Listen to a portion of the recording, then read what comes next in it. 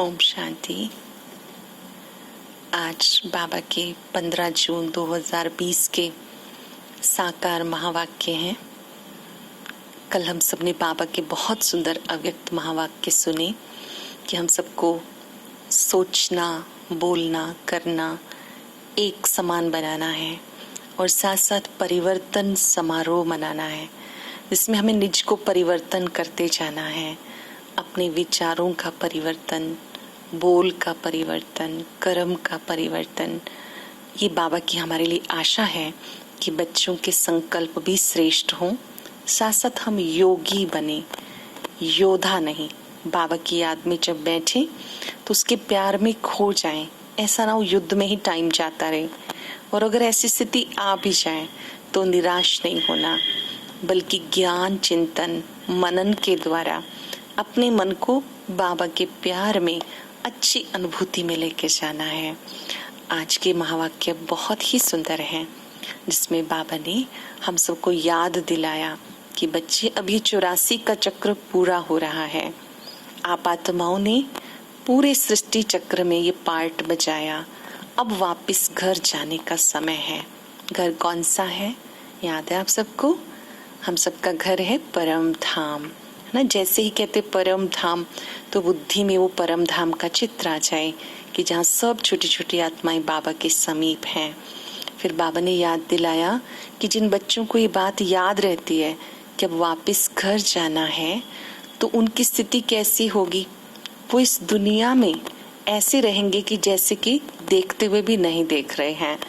वो अपना धंधा करते हुए भी बहुत हल्के रहेंगे, बोझिल नहीं होंगे, बोझ से मुक्त होंगे। उन्हें ये बात याद रहेगी कि हम सब मेहमान हैं। मेहमानपन की स्मृति हमें महान बना देगी। ये घर जाने की तैयारी हमें बुद्धि से अवश्य करनी है।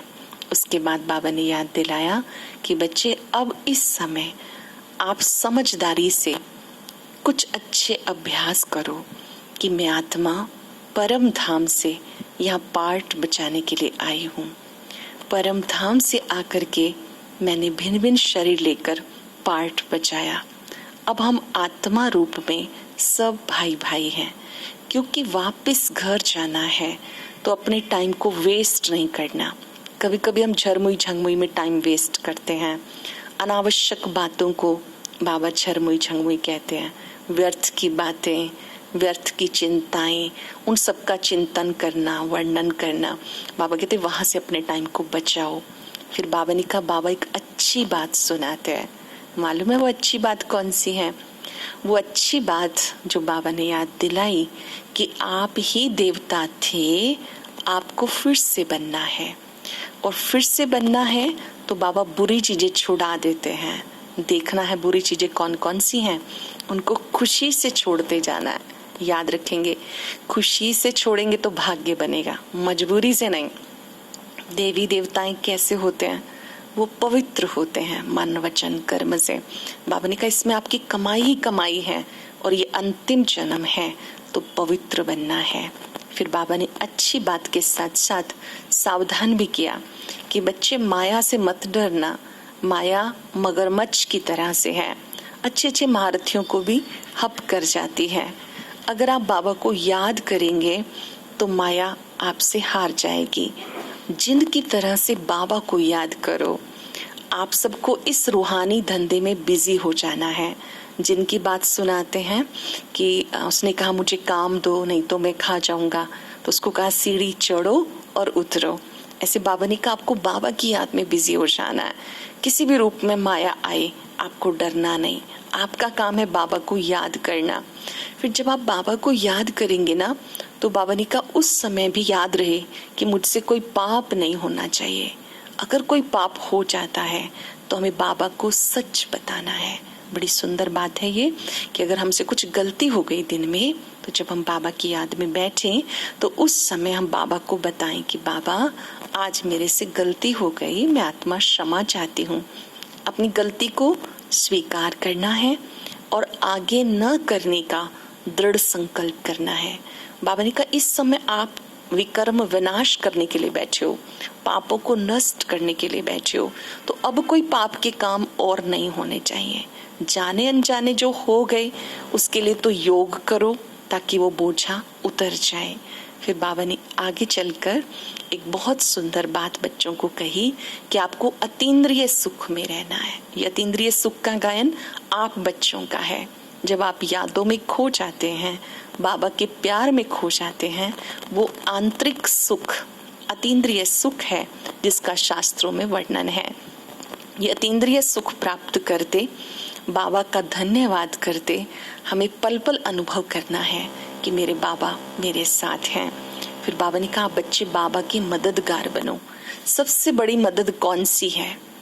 क्या आप बाबा की मदद करने के लिए तैयार हैं? बाबा ने कहा देखो, मैं आपके लिए स्वर्ग की स्थापना कर रहा हूँ। मैं उस स्वर्ग में नहीं जाता हूँ, उस स्वर्ग में आपको ही पार्ट प्ले करना है। तो बाबा के मददगार बनो। मदद कौन सी करेंगे हम सब?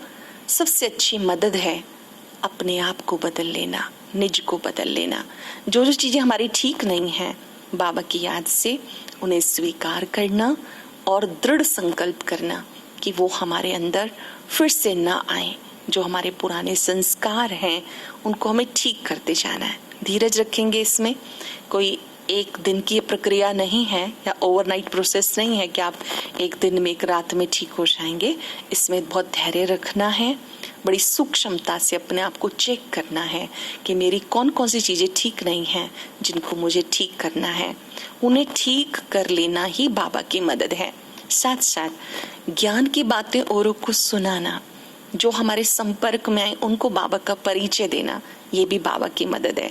शिव बाबा के यज्ञ में हम कभी विघ्न रूप ना बने, ये भी बाबा की मदद है। फिर बाबा ने आगे चलकर समझाया कि ये जो यज्ञ है ये कब संपन्न होगा?